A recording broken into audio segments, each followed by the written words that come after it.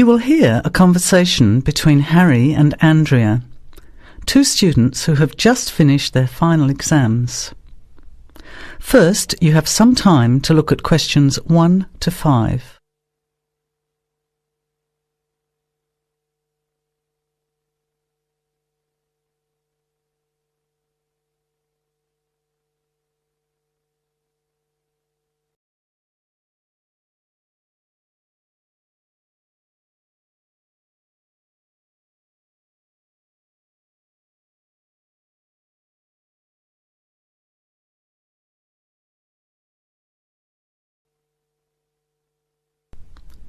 Now, let's begin. Answer the questions as you listen.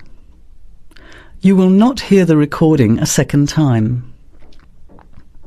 Listen carefully to the conversation and answer questions 1 to 5. Hi, Andrea. How are you feeling now that exams are over? It's fantastic to have finished, isn't it? And to sleep in every morning. What about you?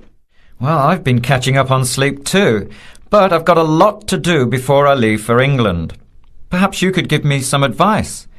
I've got a lot of things I can't possibly take back with me, but I don't know what to do with them. Well, it depends on what sort of things they are and whether you're thinking of giving them away or selling them. Well, almost everything. Furniture, the fridge and other kitchen stuff that I bought from the previous tenant. But the new people have already got what they need, so they're not interested in buying stuff from me. I can't afford to give it away, but I'm not sure how to sell it all. Oh, and there are some clothes and books as well. Why can't you take them? The books are really heavy. It's so expensive if you exceed the airline baggage allowance. And the clothes just won't all fit in my suitcase. It's amazing how much stuff I've accumulated since I've been here. Anyway, I don't think I'll need as many summer clothes in England as I have here in Australia. I see. Well, there are several alternatives. First of all, you could put up notices around the university about the books. You know, on the notice boards in the Student Union building and in the economics department. Anywhere second and third year students will see them. People are always keen to buy cheap textbooks. OK, what should I say on the notices?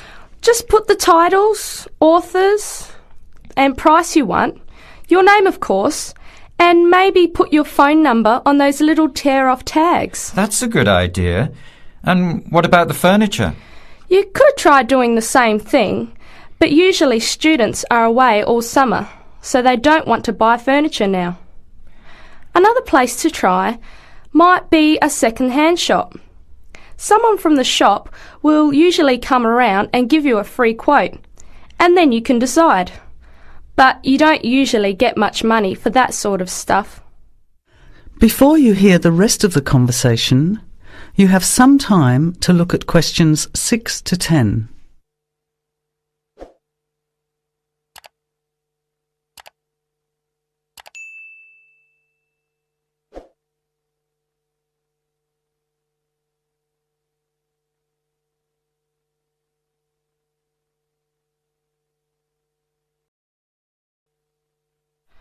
Another alternative is to put an advertisement in the Trading Post.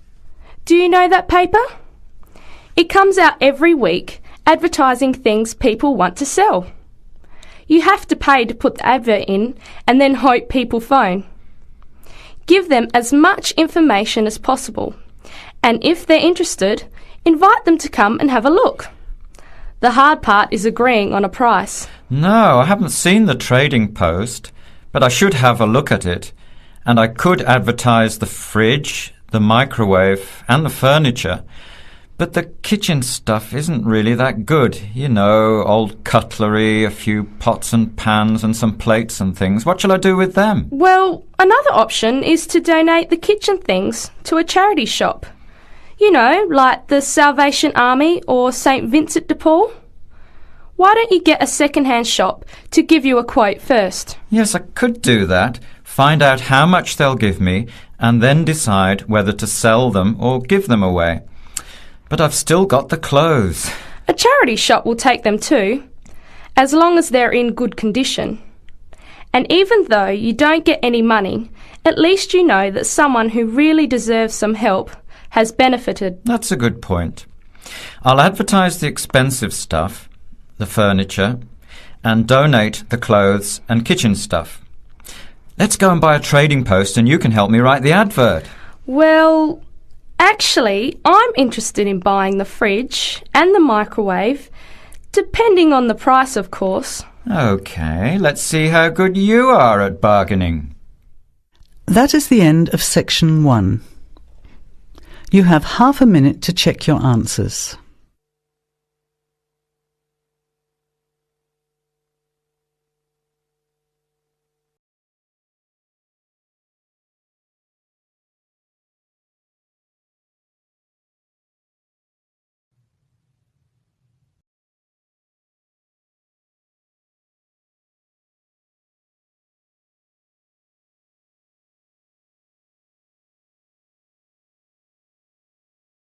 Now turn to Section 2. Section 2.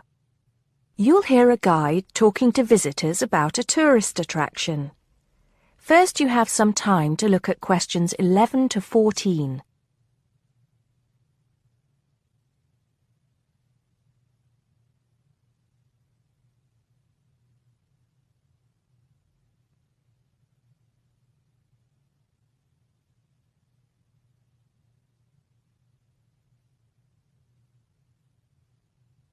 Now listen carefully and answer questions 11 to 14. Good morning, everybody. Welcome to the Roman Baths. My name's Amanda, and I'm your guide for today. Before we begin the tour, I'd like to point out that we have child carriers, free of charge, of course, for those of you with young children, and I can see that there are 1 or 2 of you here this morning. It might make things a bit easier for you than using a pushchair. If you don't want to carry your coats and bags around with you, there is a cloakroom behind reception where they'll be quite safe. Also, should anyone want to use the bathroom, there's one here in the reception hall, opposite the ticket office, and another one by the shop where we end our tour, right by the exit. Having mentioned the shop, I should tell you that it's full of interesting things for you to remember your visit by. Posters, postcards, replicas of the Gorgon's head, the Haruspex stone, and the statues that you'll be seeing on your tour. There are also games, books and videos for children and other souvenirs. Our first stop will be the terrace, where you will get your first view of the baths. Now, the statues that line the terrace here are of Roman emperors, governors of Britain, and various military leaders. These aren't from Roman times either. In fact, they were sculpted in 1894, especially for the grand opening of the baths in 1897. But what you can see from here is only a fraction of the whole Roman bath site, which stretches below ground level under the surrounding streets and squares of the town. While we're here on the terrace, getting our first look at the baths, let me fill you in on a bit of the history. This site, with its hot springs, has long been seen as a sacred place, and the first people to build here were the Celts, and the shrine they built was dedicated to the goddess Sulis. Of course, back in those days they had no way of explaining how hot water came to be bubbling out of the ground, so they believed it to be the work of the gods. When the Romans came, they too built a temple here and dedicated it to their goddess, Minerva. Before you hear the rest of the talk, you have some time to look at questions 15 to 20.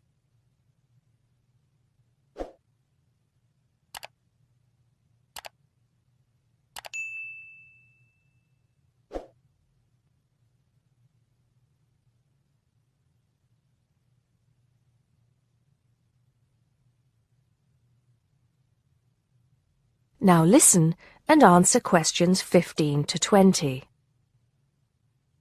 The bath you can see from here is called the Great Bath. Not very imaginative, I know, but it is the biggest.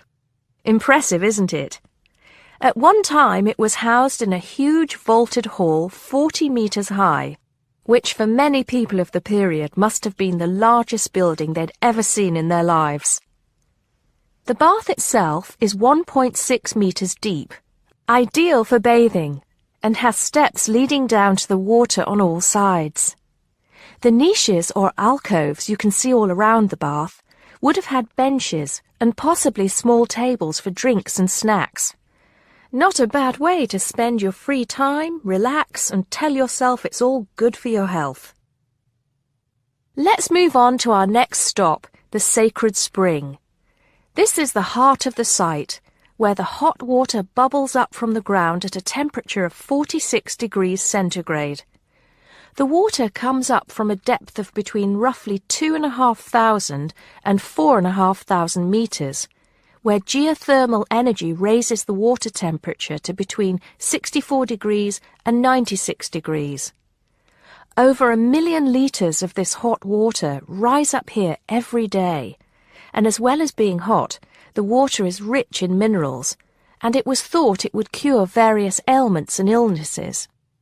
In fact, people came here from all over the Roman Empire to try out its healing powers.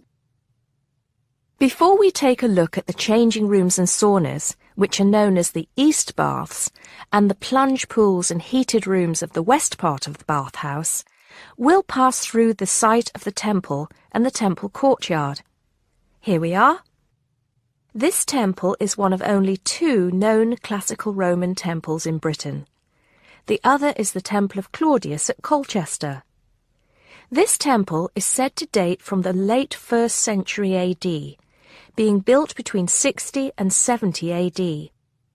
But the original temple has been knocked about and added to over the centuries, and what you can see here are just bits of the original temple.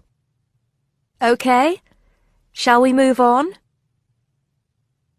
That is the end of section 2. You now have half a minute to check your answers.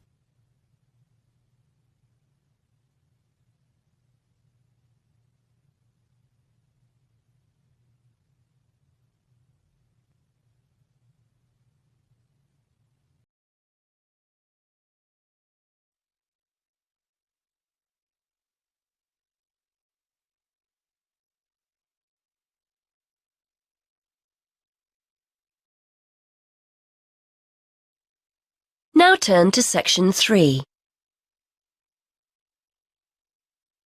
Section 3. You will hear a conversation between a university tutor and a student about a jobs fair. First, you have some time to look at questions 21 to 23.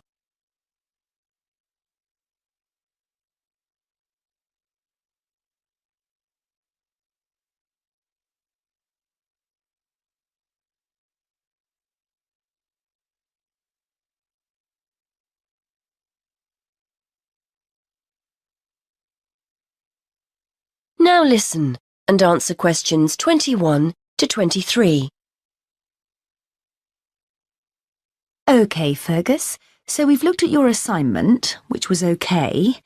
Now, before you go, you know about the jobs fair that's coming up, don't you? Yes, it's the week after next, isn't it? The whole week, is that right? That's right.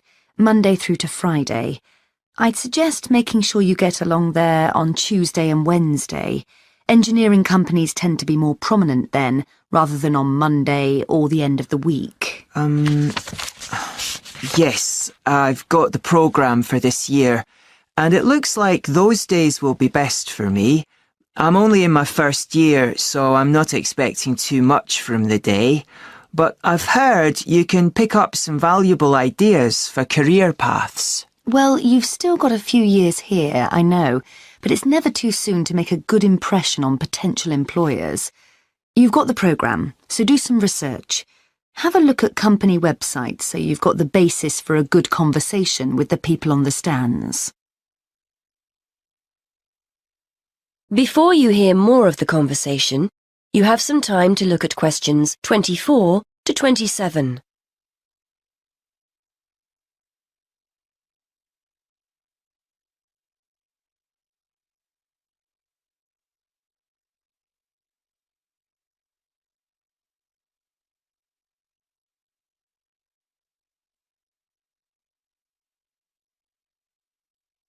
Now listen and answer questions 24 to 27. Yes, I was looking at one the other day. The boss was being interviewed about their staff development programme, and there are one or two other firms I'm also interested in. That's good. You've made a start already. Remember to think about what you're going to ask people before you turn up. Not how much you're likely to earn, of course. You only discuss salaries at job interviews. No, questions about the skills you need for the job, the kind of personal qualities employers are looking for, that kind of thing. Yes, I see what you mean. It's best to go prepared and make the most of the opportunities. And I'm sure you don't need telling that it's a good idea to dress correctly for the event. You need to give off a professional air. Well, I won't be buying anything special for the occasion, that's for sure. I've got a suit and tie at my parents', but I don't have time to collect it. I'll make an effort, though. A nice pair of trousers and a jacket. Nothing too formal. I'm sure you'll look the part. By the way, you'll often find companies have more than one representative. Maybe someone from marketing handing out free gifts, someone who'll explain the interview process, an ex-student who now works for them, that kind of thing. Try and direct your questions towards the best person. Yes, that's a good idea. I'd certainly be keen to talk to any ex-students that are around. Before you hear the rest of the conversation, you have some time to look at questions 28 to 30.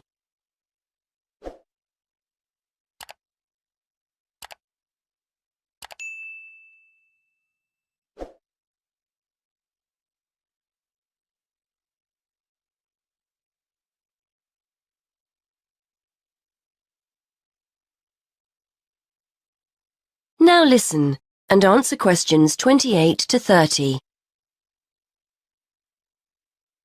I'm sure you'll find the whole thing really useful. It's important to go to these events, and we always get great feedback from students who've attended. As long as you go with the right expectations. It's unlikely you'll come away with the promise of a job, of course. It's more about discovering what companies are looking for in potential employees. Yes. Plus, they're a great opportunity to practice things like networking, meeting new people, talking about yourself and what you do. Do you know what I mean? Definitely, yes.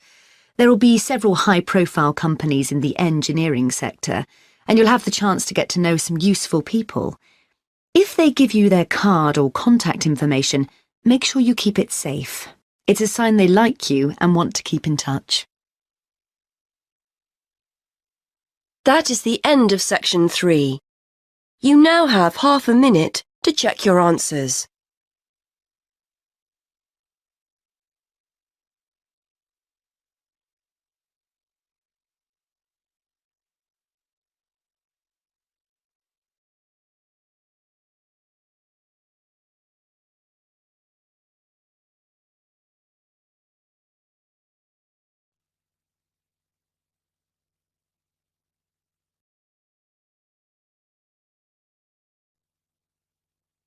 Now turn to section 4 on page 75.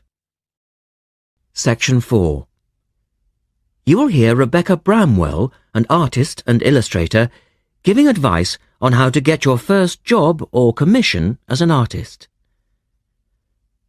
First, you have some time to look at questions 31 to 35.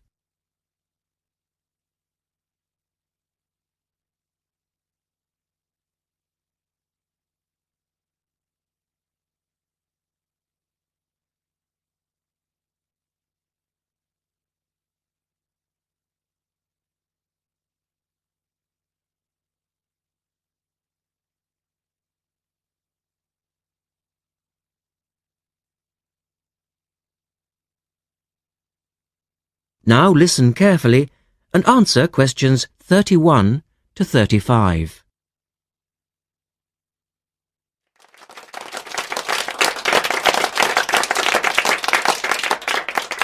I'd like to introduce Rebecca Bramwell, an artist and illustrator who has come along today to talk to you all about getting your first job or commission as an artist. Over to you, Rebecca. Thank you for inviting me.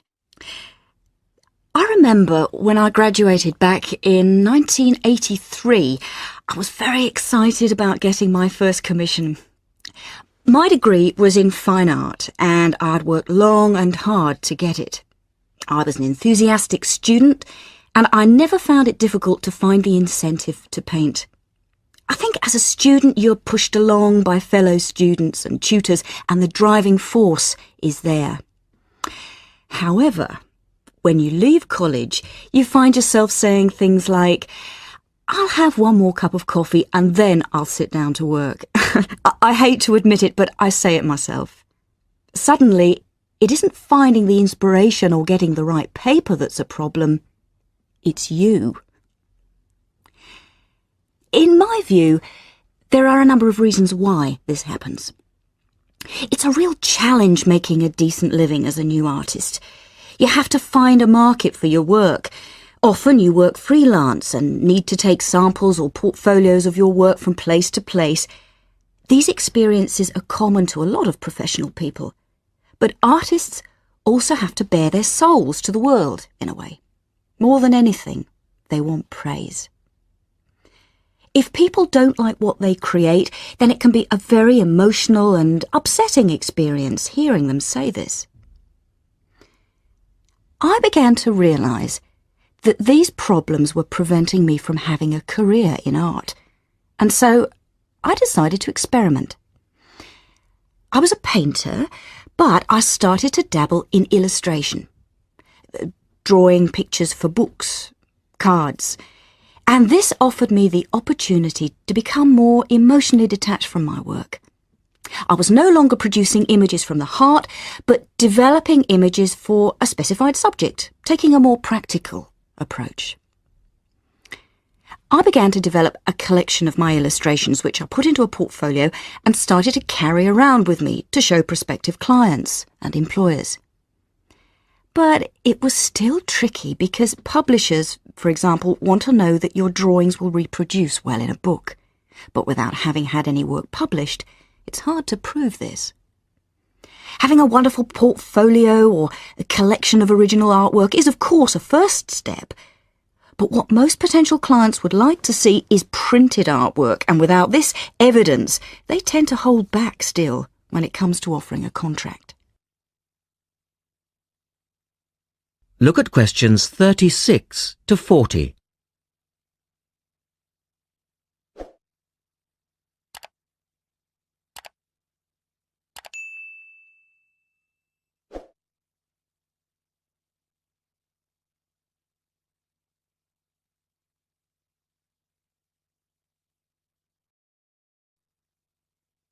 Now answer questions 36 to 40. Well, I overcame this problem in two ways. And I suppose this is my advice to you on preparing your portfolio of your best work. The first way was by submitting my work for a competition. And the one I chose was for a horoscope design and was sponsored by a top women's magazine. There are a few of these competitions each year, and they offer new illustrators an opportunity to showcase their work. The other approach I took was to design and print some mock-up pages of a book. In other words, I placed some of my illustrations next to some text in order to demonstrate how my work would look when it was printed. Perhaps I was lucky in that I had taken a degree that provided me with all-round creative skills so that I could vary my style and wasn't limited to a certain technique. Now, I think that is important. The art world and many other creative fields do try to pigeonhole people into snug boxes with an accompanying label. Now, I think you should try to resist this if you feel it happening to you. If you don't, you'll find it difficult to have new work accepted if you try to develop your style at a later stage in your career. Nevertheless, when you start out, and particularly when you're going for an interview, it's important not to confuse people by having a lot of different examples in your portfolio. One remedy for this is to separate your work into distinct categories. In my case, I did this by dividing my design-inspired illustrations from my paintings. It's then easier to analyse the market suited to each portfolio, such as magazines, book jackets, CD covers, etc. Working under two names is also useful, as it clarifies the different approaches and offers a distinction between them. I think it's been hard for artists to be recognised in anything other than the pigeonholes that they've been placed in. But luckily, these barriers are slowly being demolished. So I really do wish you all the very... That is the end of section 4. You now have half a minute to check your answers.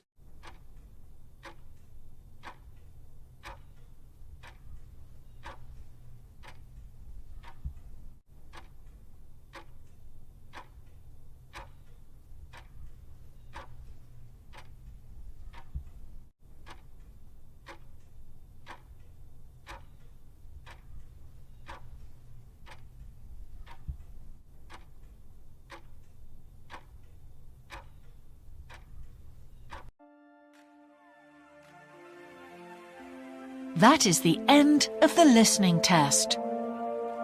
In the IELTS test, you would now have 10 minutes to transfer your answers to the answer sheet.